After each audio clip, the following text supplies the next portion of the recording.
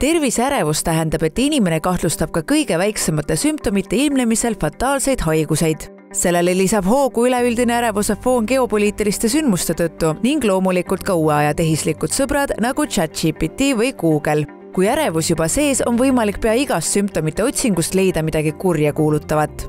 ChatGPT-d ja Google'it mina ise haiguste diagnoosimiseks kindlasti ei soovita kasutada, sest just nimelt sealt tulevad välja need kõik, mis on potentsiaalselt võimalikud.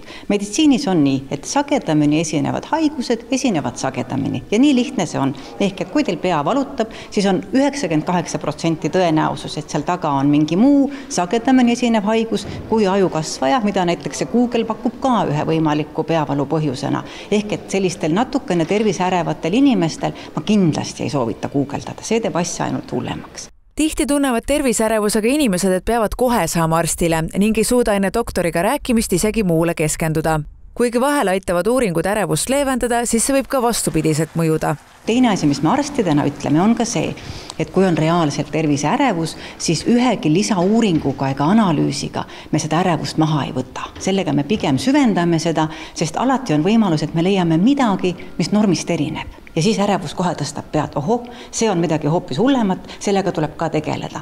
Et need kaks tõde on see, et kindlasti ära guugelda, kui on mure, tule ja räägi sellest ja see, et nüüd inimene kardab, et mul on ajuvähk, me kindlasti ei hakka nendel patsientidel esmaselt kohe kõikidel ajukompuutrit tegema, vaid lähtume ikkagi tervest mõistusest. Kõrge ärevuse foon tähendab, et tundmused oma keha suhtes võivad olla tugevamad ning ka ärevuse sümptomid nagu südame kloppimine võivad tunduda tõsise haiguse sümptomina. Selline ärevus võib olla isegi halvav ja hakata segama elu ja suhteid. Sellega kaasneb ka selline, tihti just selline korduv mõttemuster, negatiivne, võib-olla ka sellise katastrofeerimise aspektiga, et kuskilt näiteks on mingisugune valu, siis juba guugeldad, siis tundub, et see on vähk, siis juba hakkad mõtlema, et kuidas ma oma lähedastele teatan, kuidas ma matuseid korraldan.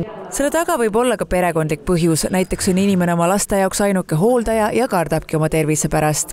Suur faktor on ka keskkond ja stress, näiteks majanduslik seis, töötempo, kehvad suhted lähedastega või varasem trauma.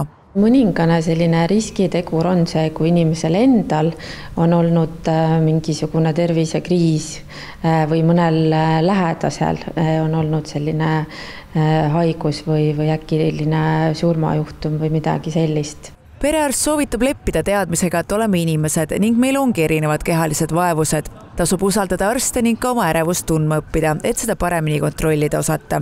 Hakata võib-olla mõtlema selle peale, et võib-olla tegu on pigem sellise ärevusega, mis elu häirib, mitte mõne teise raske haigusega, sest ärevushäire mingil tasandil kindlasti on ka selline üsna tõsine haigus ja võib-olla nagu just mõelda, et hakata seda ravima, et oma ärevusega hakata toime tulema.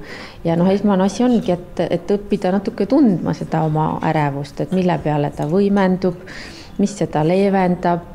Ärevuse ja ülemuretsemise leevendamiseks on mitmeid praktikaid, mida aitab õppida näiteks vaimse tervise õde. Kaasa aitab ka stressi maandamine liikumise, puhkamise ja värskes õhus viibimise näol.